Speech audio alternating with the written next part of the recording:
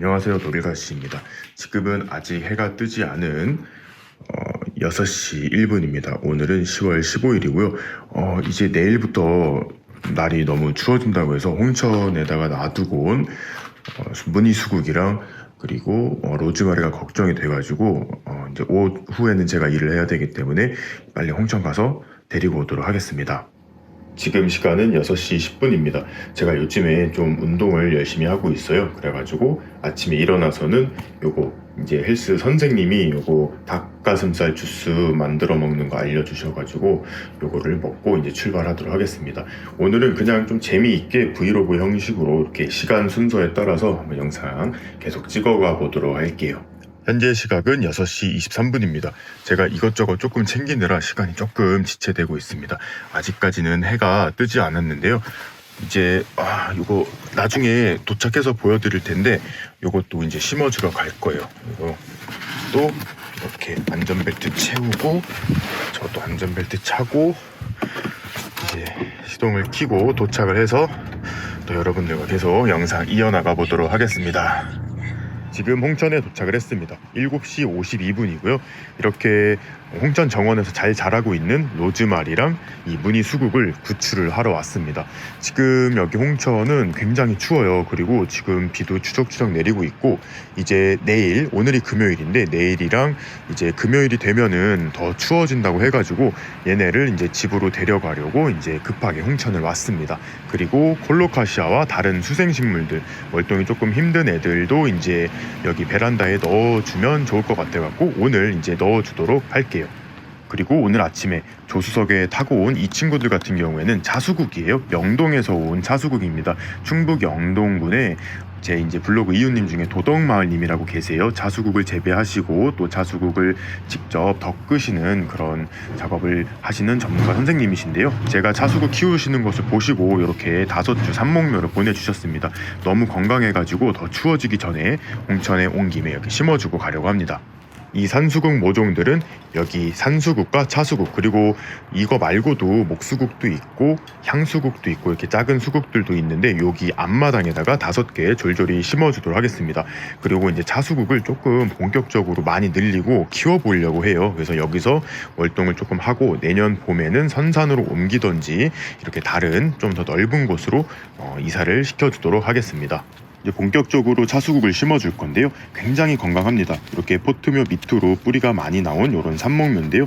이런 거는 여기서 뽑아내기 위해서 밑에 뿌리 뭉친 거를 조금 풀어주면은 이 구멍을 통해서 잘 빠져나옵니다. 그래서 조물조물 해준 다음에 이렇게 쏙 뽑아냈어요. 이걸 털지 않고 그대로 심어줄 건데요. 지금은 이제 10월 중순인데 여기는 훨씬 추워졌어요. 그래서 이렇게 추울 때 차수국 비단 차수국뿐만 아니라 다른 수국을 심으실 때도 지금까지는 마지노선이에요. 심으셔도 되지만 첫 겨울은 조금 준비를 해주시는 게 좋아요. 그래서 심어주고 난 뒤에 조금 더 날씨가 추워지면 이제 뭐 비닐을 조금 덮어준다던가 아니면 뿌리를 좀 보온해주기 위해서 바크나 기타 다른 식재들로 멀칭을 해주도록 하겠습니다. 오늘은 일단 심어주고만 갈 거예요.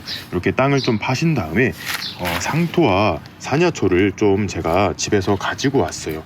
요거를 잘 섞어준 다음에 아까 파놓은 구덩이 있잖아요. 여기다가 적당량 전 한 2삽 정도 넣어줄 거예요. 그 다음에 파놨던 기존의 바틀기랑 이렇게 섞어가지고 바틀 믹스라는 것을 만들어 줄 거예요. 제가 이걸로 한 1년 정도 여러 식물들을 밭에서 키워봤는데요. 굉장히 잘 자랍니다.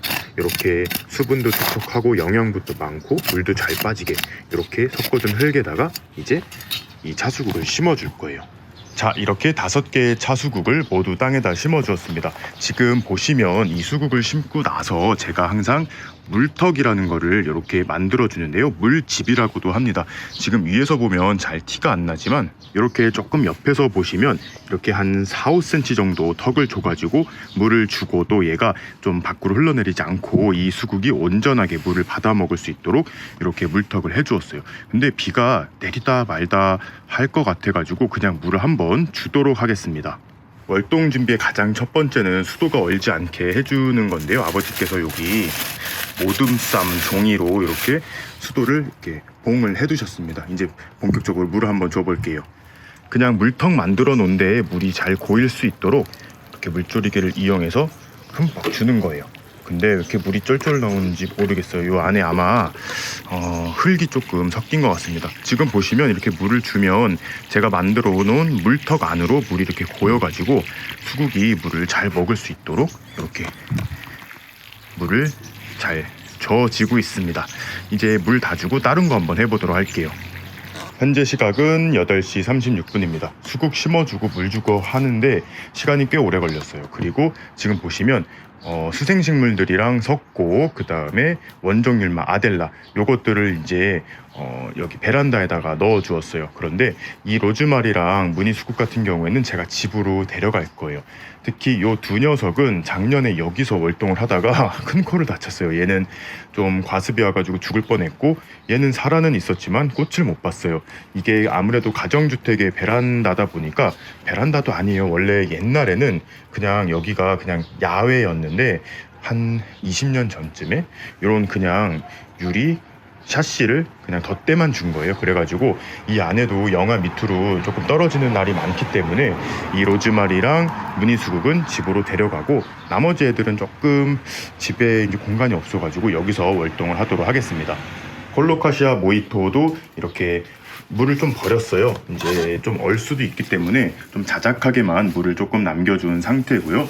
그 다음에 대나무 석곡 한코키도 이렇게 베란다로 이동을 했습니다. 그리고 노빌 석곡도 올해 굉장히 키도 잘 컸어요. 이제 기존에 있던 것들보다 키도 더 잘 컸는데 얘도 이렇게 들어왔고, 불의옥점 너무 예뻐가지고 내년까지 계속 키워가기 위해서 이렇게 뽑아가지고 물에 좀 담가서 이렇게 들여왔습니다.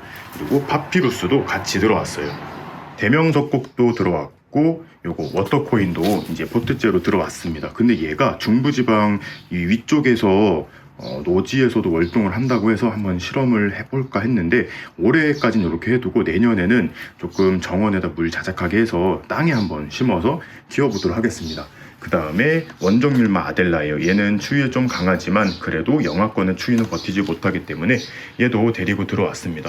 그런데 맨날 앞에서만 봐서 잘 몰랐는데 오늘 들여놓고 보니까 약간 휘어서 자랐습니다. 그래도 너무 예쁘니까 올해도 월동 잘하고 내년에도 계속 예쁘게 키워보도록 할게요. 벚나무들은 이대로 그냥 옥외에서 월동을 하든지, 아니면 조금 더 추워질 때까지 비 맞고 잘 자라게 하다가 요것들 이파리들 떨어지면은 들여놓든지 한번 결정을 해야 될 것 같습니다. 그런데 기껏 수국에 물을 줬더니 지금 또 비가 많이 내리려고 준비를 하고 있습니다. 그러면 저는 이제 여기 좀 정리를 하고 제 로즈마리랑 무늬수국 데리고 집으로 한번 이동해 보도록 할게요. 그리고 이동하기 전에 여러분들께 요거 꽃 영상을 보여드릴 수 있을 것 같아가지고 짧게 보여드리겠습니다. 제가 저번 주에 왔을 때 이 반딧불이 이 꽃을 제가 못 볼 것 같다고 했잖아요. 얘가 개화 기간이 굉장히 짧아가지고 아마 저는 못 보고 아버지께서 사진으로 보여주실 것만 생각을 했었는데 계속 사진을 보여주셨어요. 근데 오늘 왔는데 이렇게 만개한 모습을 볼 수 있어서 한번 카메라에 담아보았습니다. 그럼 진짜로 집으로 이동을 해볼게요. 현재 시각은 10시 28분입니다. 이렇게 수국이랑 로즈마리 뒷좌석에 잘 태워서 아주 상전처럼 모시고 왔습니다. 베란다로 이동을 해볼게요. 자, 이제 베란다까지 무사히 도착을 했습니다. 이 로즈마리 같은 경우에는 일단 제가 1년 동안 저기 밭에서 키우다가 한 2주 전에 이렇게 화분으로 옮겼기 때문에, 그리고 그 당시에 뿌리가 좀 없었어요. 그래가지고 조금 불안은 하지만 이 아파트 베란다에서 얘는 영하로 떨어지면 조금 힘들어요. 그래가지고 최대한 영하로 떨어지지 않게 관리를 잘 하고, 베란다에서 키워도 빛이 조금 부족할 수가 있기 때문에 최대한 창가에 붙여서 열심히 관리를 해서 내년 봄에는 다시 또 홍천 노지로 보내려고 합니다. 그리고 이제 이 무늬수국 같은 경우에도 굉장히 예쁘죠. 이렇게 이제 가지 끝에 촛불 모양으로 이런 식으로 새순이 올라오다 멈출 거예요. 이게 추워지면 이 상태로 이제 월동을 하는데요. 요거를 잘 살려야 돼요. 요게 이제 얼어버리면 내년에 꽃이 안 피는 겁니다. 꽃이 안 피고 계속 잎만 나오게 되는 거예요. 그래서 깻잎 수국이 되는 건데, 제 홍천 수국 애들의 대부분이 당년지 수국이라서 걔네들은 그대로 냅뒀지만, 얘 같은 경우에는 잎은 정말 화려하지만 당년지 수국이 아니라서 겨울 월동을 이런 식으로 실내에서 영하로 떨어지지 않는 한 영하 5도까지는 괜찮을 것 같은데, 그거보다 더 밑으로 떨어지면 안 될 것 같아요. 그래서 얘는 한 0도에서 5도 사이에서 이제 관리를 하려고 합니다. 그리고 이거 둘 다 지금 흙을 보시면 상토와 저기 산야초 요거 두 개만 한 게 아니라 밭흙을 좀 섞은 밭흙 믹스이기 때문에 일반 상토, 산야초, 배합토보다는 조금은 물의 배수에 신경을 써야 될 것 같아요. 조금 질척한 느낌이 없지 않아 있어가지고 조금 물 관리를 신경 쓰면서 겨울 관리 잘 해보도록 하겠습니다. 그러면 이제 얘네들 소식을 끝으로 오늘 이제 영상은 마무리하고요. 저는 빨리 또 일을 하러 가보겠습니다. 그래서 갔다 와서 최대한 빨리 이거 편집을 해가지고 오늘 8시 반에 여러분들께 바로 보여드릴 수 있도록 해보겠습니다. 그럼 오늘도 재미있게 보셨거나 도움이 되셨다면 구독과 좋아요 그리고 알림 설정까지 해주시면 감사하겠습니다. 뿅.